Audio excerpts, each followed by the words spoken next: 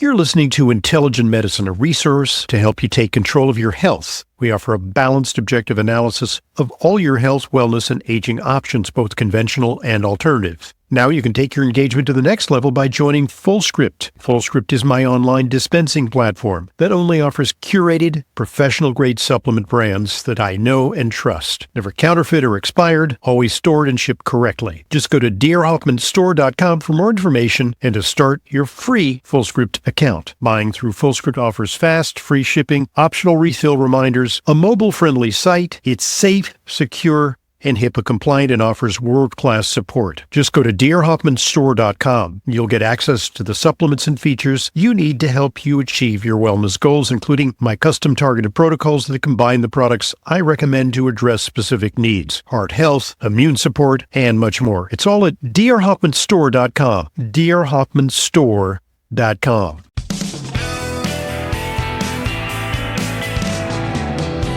Welcome back to today's Intelligent Medicine podcast. I'm your host, Dr. Ronald Hoff. Very, very unique topic because we don't cover this enough. It's about our deficiency of exposure to nature and sunlight.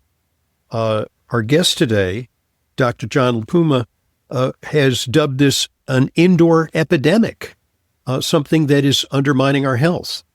And so in your book, you talked about practical solutions. So does that mean that we all need to construct teepees in our backyard and revert to our Paleolithic ancestors and get back into the rhythm of nature? Or can we do this in a modern guise? I would hope we would do it in a modern guise. I don't think any one of us wants to live in a teepee.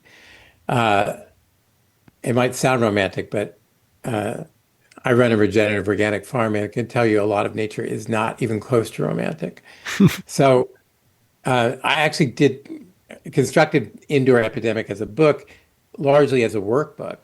There are 4 or 5 pages at the end of each chapter, as you know, which are fill-in-the-blank kinds of activities, so that there are many practical solutions for people to try to get outdoors and use each of these modalities as medicine. And so the take home is that this minimum effective dose is only 17 minutes a day. But how you deploy that, how and when and where you deploy it, is often as individual as you are. This first idea we've been speaking about last time of using daytime before screen time is a powerful Zeitgeber that almost everybody can do. And it's free and it's easy, but it does require the adequate time in the right space and using the right dose. So that's like much of this. It's really prescriptive. You mentioned culinary medicine, which I'm happy to talk about. We do recommend supplements in culinary medicine, but and we need those, including vitamin D, if you live above the line between Los Angeles and Atlanta, drawn that way in the fall and winter. The angle of the sun is not adequate for you to make vitamin D. But you can't out-supplement an indoor life, right? Mm-hmm. If you get the light timing signal wrong, you get the movement signal outdoors wrong, you get the air signal wrong, then you're treating insulin resistance, you're treating mood disorders, you're treating sleep problems, when what you should be treating is the root cause. And the root cause is an environmental deficiency, but it's not an indoor environmental deficiency. It's an outdoor environmental deficiency that can be supplemented with outdoor activity, outdoor exposure, outdoor engagement, outdoor experience, outdoor interaction in ways that we have not thought of as prescribable and measurable, but they are. In fact, this could be like an RX, RX, time outdoors, forest bathing, things like that. Let's talk a little bit about forest bathing, because there's something ineffable about forest bathing that people have looked into. That is beautiful, it's serene, there's dappled green and blue light, through the, filtered through the chlorophyll of the plants. But there's also, are there some special humors that, or some atmospheric charge that happens in forests or by the seashore that seems to help people? Yes. So forest bathing is, as you know, it was identified in 1982 in Tokyo by King Lee, who took Japanese executives into a forest of Japanese cypress trees primarily, and identified reductions in blood pressure and later improvements in immune cell activity, particularly natural killer cell activity. Natural killer cells are white blood cells, as you know, that um, uh, it, pick off cells in your body that are infected by viruses and tumors. You want more of these, and then later measured that increase in activity and increase in number by up to 56%, Hmm. with that effect lasting for a month with a Wow. 2-hour forest bathing session. Hmm. Now he did that in a forest of Japanese cypress trees, but you actually don't need a forest of cypress trees. Um, the active compounds are thought to be Hmm. phytoncides, which are in cypress and other coniferous trees, alpha pinene, beta pinene. Um, in Those are in coniferous trees, excuse me. In citrus trees, they're primarily D-limonene, Hmm. often in grapefruit and other bitter citrus. And those phytoncides are chemicals that trees make to communicate with each other and make to defend themselves from predators, to make their leaves less tasty to bugs that would eat them. And there are a lot of them. So you don't really need a forest. You need a few trees because what happens in forest bathing is not just this passive effect of the microbial richness that you're getting from the trees, but also that you're engaging your senses. We understand nature through our senses, which of course are touch, listen, see, smell, taste, all in your face. And when we do that, we give our adrenergic nervous system, producing cortisol and adrenaline and noradrenaline and fight or flight chemicals, a rest. We shift to our parasympathetic nervous system, which allows vagus nerve activation and the ability to rest and digest as it goes. So, a lot of good things happen when you're forest bathing. You can benefit from a guide. When we held at my farm last year, 2025, the first skills-based course in nature's medicine in the country Hmm. that offered continuing medical education credits. We did this with UCLA and used a couple of their faculty, and I organized actually faculty from all over the country. People came here, taught clinicians how to garden, how to forest bathe, how to green exercise, how to use the sky and the soil, and how to interact in nature. People think of nature as far, far away, a forest in Japan, but it's not. Nature is very social. It is literally the park down the street. It is literally wherever you're walking your dog and you run into people. It is a lot about interaction, and that's very positive for not just building bonds and serotonin release, but for the idea that you can be part of something bigger than whatever is in front of you. And that in itself changes your biology. Well, it sounds definitely like something we should put in our all of the above portfolio, in addition to sleep, exercise, meditation, healthy diet, supplements as needed. Uh, it sounds like this is definitely part of the equation, and It maybe in the is, yeah. future there'll be medical fellowships in outdoor medicine, or I think that's the goal. One of them, anyway. We want to put this on the table of medicine like we have culinary medicine, and before that, clinical ethics, because it deserves that space. And actually, our patients love it. It's largely free. It has almost an immediate benefit on some very low-hanging fruit, including sleep disorders. People often improve sleep within days, and sometimes within in blood pressure. We had 25 clinicians from UCLA here, as I mentioned, in this CME elective, and we measured their blood pressures before and after, and we saw a 10% systolic and 8% diastolic drop on average. And that was even after an 8-hour course. So there are implications beyond what people consider to be lifestyle interventions. This is not just stress response. This is a biological activation of systems that have not been activated that I think is a missing link in the cause of many chronic diseases, particularly those that are inflammatory in nature. Well, I want to take it up a notch because, as you well know, traditionally, hospitals used to be places that didn't try to get you out as quickly as possible because of the enormous cost savings and, turf the patient out of the hospital. They actually were places where people would convalesce. And part of that convalescence would be to put people out in the sunlight. And if it was cold, they would go to a spa in the Swiss mountains, perhaps if they had tuberculosis before the treatment of tuberculosis was figured out. And they would wrap them up in blankets, and they would expose them to clean air, nature, and sunlight. And there's actually some studies. I've got one here. Effects of natural daylight on length of hospital stay. You're probably familiar with the study.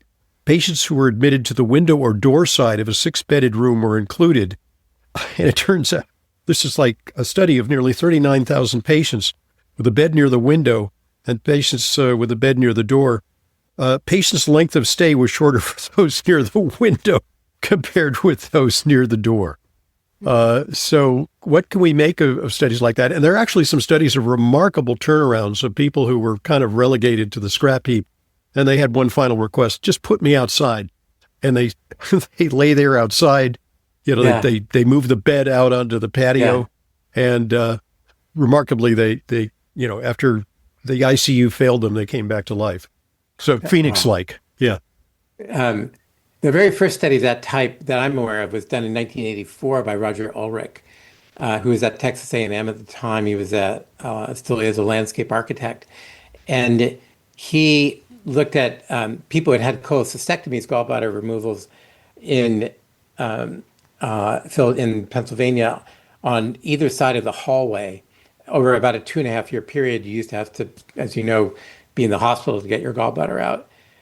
But he stratified them by the age and disease and so on. And the only real difference was that one side had a window view of trees and one side had a window view of a brick wall. And he found that the people who had a window view of trees used less opiate medicines, nearly half pain medicine overall, had, in the same way as the 39,000 person study you just cited, an 8/10 of a day less hospital stay. And their nurses thought that their hospital stay went better than the people on the other side of the hallway. This changed hospital architecture so that now hospitals integrate nature views as a standard whenever they can. It is a data point that is as important in hospital construction and healthcare construction as the pillars on which the building is built. And that study was in Science magazine. It was cited now by 6,000 times. And it just shows that this phenomenon has been under our nose the whole time, that using nature as medicine can be as old as the oldest hospices, where there were gardens both for the formulary and the pharmacy, as well as for restoration, as you point out, yes, of patients who needed it. Yes, literally, some of these old hospitals had herb gardens, and they would, collect the herbs, but they would also have the patients as part of their rehabilitation and recovery work in the gardens before they released them, to the general population, and had them go back into the world. So, yeah, I mean, a different model of recuperation and convalescence. Okay, folks, at this point, let's pause and allow one of our sponsors an opportunity to share an important message with you. So here goes. Listen up. You know that feeling. You're exhausted, but your brain just won't quit. You're staring at the ceiling, watching the clock, dreading the morning. Here's something that actually helps. It's called Kyolic Specialty Series Sleep Mushrooms Plus. And it's unlike anything you've tried before. This isn't some chemical sleep aid that leaves you foggy and dragging the next day. This is a clean botanical formula built around certified organic reishi mushrooms grown on real farms, not in a lab, combined with valerian root to help you fall asleep faster and stay asleep longer, L-theanine to quiet that racing mind, and Kyolic Age Garlic Extract, one of the most trusted wellness ingredients available for circulation and stress support. It's vegan, non-GMO, no gluten, no dairy, no artificial anything. Just 2 capsules, 2 hours before bed, and you wake up actually rested, not groggy, not out of it, just refreshed. Kyolic Sleep Mushrooms Plus from Wakanaga. Learn more about this and the entire Kyolic Mushrooms Plus line at kyolic.com. That's KYOLIC.com. Look for Kyolic at natural health stores nationwide and online. Thanks for listening, and thanks for supporting our sponsors. They are what make Intelligent Medicine a continuing free resource to you. And now back to today's guest, Dr. John LaPuma, author of Indoor Epidemic. Let's switch gears and talk a little bit about another of your interests, culinary medicine. This is not new, although the New York Times seems to have stumbled upon it. Can food actually be medicine? The headline says, these doctors say yes. It's not a new thing. It's been around forever. I even was part of a nutrition study group while in medical school, and we prepared food and, we acquainted aspiring doctors with healthier ways of eating and food preparation. So tell us about it. That's so great, Ron. Michael Roizen, the founding wellness director of the Wellness Institute at the Cleveland Clinic, and I taught the first culinary medicine course in a U.S. medical school in 2003 at State University of New York, upstate. And now it's taught in about 80% of medical schools. I wrote the first book on it called Chef MD's Big Book of Culinary Medicine, and did a show for Lifetime for 5 years as Chef MD on Health Corner, co-hosting Health Corner, to show people how to shop and then cook, to blend the art of cooking with the science of medicine to create restaurant quality meals that help to prevent and treat disease. And it's joyous work, important work. It's now taken on a health policy function where we have prescribable meals on formularies, many meal delivery services that cater to specific healthcare needs. And I've always believed and taught that specific foods are better for specific conditions than others, and that almost anything you cook is going to be almost better than almost anything you buy, in part because you did cook it and you know exactly where those ingredients are from. And so culinary medicine is an important movement in medicine where we teach people how to cook and eat and shop, and to do so with some skill so that they can talk with their patients about it and have that as both a common topic of conversation and as one that can give real preventive and therapeutic value.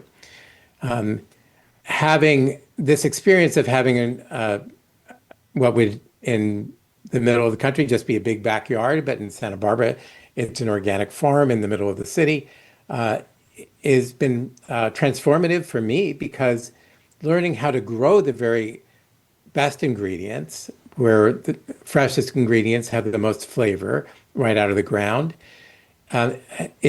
teaches you not only where that nutrition is from, but also how to get better nutrition from your fruits and vegetables. And you only really learn that, I think, when you grow it or when you talk to somebody who has grown it. And growing it is easier than you think. Yeah. When I was in Chicago, which I lived in happily for many years, I probably killed way more plants than I actually was able to keep alive. And I've killed some plants on the farm too, because it's pretty easy to do. My farm is basically a sand dune. And so we're improving topsoil every day. But for people who are afraid to kill things, I actually made these, and I don't sell them, so it's not a promotion, but I do give them away at talks. This is a little coaster with my face on it. and inside are basil, parsley, and chive seeds. Uh-huh. And there's a QR code to scan for how to plant it in a little pot. And people line up for these. I probably should sell them when I give talks because they're so easy as a bridge tool, Yeah. especially for somebody like you who lives in a city and may not have access to a garden plot. All you need is a pot And and some little window light, and there you go. it's a little Yeah. window light and organic potting soil. Because the organic potting soil is not sterilized like conventional potting soil. It isn't just have nitrogen, phosphorus, and potassium in it like it would be if you just added a conventional fertilizer. Right. It's already set up to create mycobacterial and fungal networks that enhance mineral extraction and other nutrient and micronutrient extraction from the soil. So that what you end up doing is feeding the soil and not the plant. Right. It's a So great that you, family project, and it's I think one of the biggest problems we have in this country is that by the time that kids reach teenage adulthood, their taste buds are already so attuned to artificial flavors and the kinds of foods that cause us to go off the rails with diet that it's hard to bring them back. But in a family, when kids are preparing foods, when they're raising gardens, there's a lot of buy-in. There's buy-in and there's interest in what ends up on the plate. that's right. And it can start with, if you're not quite ready to get there, a kid picking out the bell pepper that she wants from the grocery store. The kid has more investment in seeing what that's like when it's sliced and cooked. It's even more investment, and children actually take to this really naturally. We had 20 middle schoolers over last year, and I snapped little florets of a broccoli plant that we were growing in a wine barrel off. And one of the kids, I gave it to a kid, and she said, "It's sweet." Like, what? And, I think it's sweet because that's when any kind of vegetable has its highest sugar content. And broccoli by itself is not sweet per se, but it does have a little bit of sugar in it. And you do get the most of it when it's immediately fresh. And most people still think that broccoli comes from a box or the freezer, but it doesn't. It's a growing plant, and how you grow it changes its nutritional value, changes its flavor, and and having your hands in that soil, whether that soil is the organic potting soil that captures the coaster of basil, chive, and parsley I just showed, or it's a backyard potting soil, or it's a common community garden plot, or anywhere you can grow anything. That's actually a serotonin intervention. The Mycobacteria vacci in healthy soil prompts the serotonin producing neurons in your brain and in your gut to release serotonin. It's a natural And Prozac, in effect. exactly, it also changes positively your microbiome. You get more diversity of microbial organisms on your skin, in your lungs, and in your GI tract just by interacting with that soil. I think everyone should have their hands in healthy soil a day a week. Not forever. Just put your hands in the soil and feel what it's like and tend to the plant because it has biological effects. You're not just getting broccoli, or in this case, basil, parsley, and chive, or tomatoes. You're feeding your brain and your body and your microbiome so that you can defend against immune problems, so that you can do better at cardiovascular risk, so that you can, lifelong gardeners actually have 37% dementia less than non-gardeners. So this is what we haven't realized about outdoor activities is that any of this type of engagement is actually neurobiologically and physically active that changes disease risk and improves disease risk and often prevents medical problems. But we can now because, we've only really in this time scratched the surface. Everything else is laid out step by step in the book. And so if this resonated with you, then the book actually walked you through exactly how to apply this in your everyday life. So the big picture is we're finally seeing some support from at least the bully pulpit in government, the MAHA movement, for some of these notions that we need regenerative agriculture, that we need more medical education for health practitioners, culinary medicine programs, we need nutrition education for doctors. Are you encouraged by, because you've been campaigning for this for a long time. And, sometimes talking about these kinds of issues is a little bit like crying in the wilderness. Not a lot of attention has been paid to it, but you feel like we're finally gaining some traction and maybe some substantive change can happen? I definitely think so. The response to the book Indoor Epidemic has been overwhelming. People who are interested in this are not just clinicians and their patients, but are C-suite executives who see outdoor time as a missing productivity tool for better performance for workers. You mentioned night shift workers previously. Something like 25% of Americans have some kind of disruptive work schedule and need very specific kinds of lighting and activity and nature exposure engagement signals so that their biology is not as harmed as it might be ordinarily by night shift work, while acknowledging that night shift work is really not good for your body. But there are ways to minimize its harm. And it's important to recognize that people have more control than they think. Not just are many of the diseases that we've identified preventable, but they are preventable with ways of engaging with the outdoors and minimizing indoors in ways that are simple, that are inexpensive, that make sense, and most of all are actually fun when you do it. And some people need a guide. Like I think forest bathing is very well done with a guide.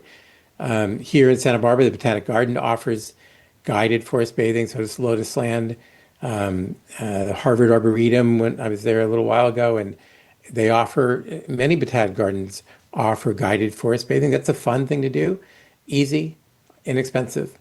I think gardening with a mentor or with somebody who shows you what they're doing, something you can learn from everyone. I still learn from lots of gardeners, and I'm lucky to grow hundreds of things. So the real thing that keeps people going is the joy of it. But once they see a change in their sleep, once they see a change in their mood and in their ability to focus, and realize often that they're not burned out, they're just indoors too much, they begin to tell other people. And it's as simple as light first, coffee second. That's it. Daytime before screen time. That's it. How and when and where, those details all matter, but that's the core simple prescription. Well, you've certainly expressed it well, and there's more detail in the book Indoor Epidemic. And this is not just a fad or some sort of luxury medicine thing. This is something that's really crucial for our healthcare system because we have a broken healthcare system and we have a looming crisis in terms of chronic illness. And when it comes to even dollars and cents, productivity, national security, military personnel, I think that DARPA, the Department of Defense, should be interested in the science that underlies the indoor epidemic and, how to overcome it, how to mitigate some of the risks that we're exposed to by virtue of our civilized lifestyle. So thank you for being, just really a voice to articulate this because, this is an issue that just really doesn't get enough attention. And it's a serious issue. And I think you've really provided the scientific substantiation of the book Indoor Epidemic. So thanks for focusing on it. Also, kudos to you for being ahead of the curve on culinary medicine. And you're in a beautiful neck of the woods out there in Santa Barbara, one of my favorite cities. And all the best to you and your efforts to get the word out about regenerative agriculture and healthy lifestyle.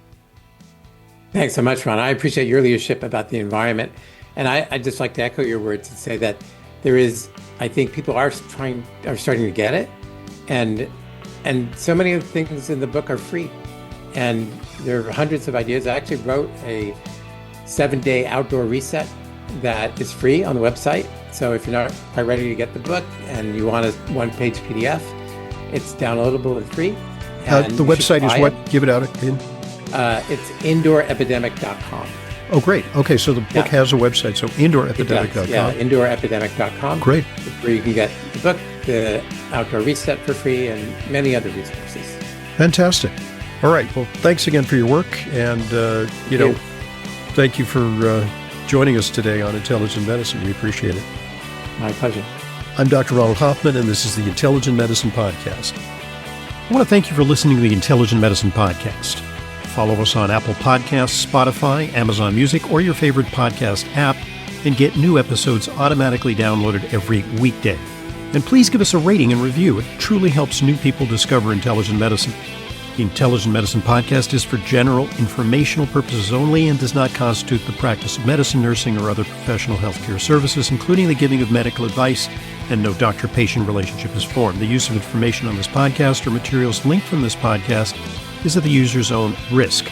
The content of this podcast is not intended to be a substitute for professional medical advice, diagnosis, or treatment. Users should not disregard or delay in obtaining medical advice for any medical condition they may have and should seek the assistance of their healthcare professionals for any such conditions. Finally, please visit drhoffman.com and discover everything Intelligent Medicine has to offer, including frequently updated, unbiased health news and fully vetted product and supplement recommendations.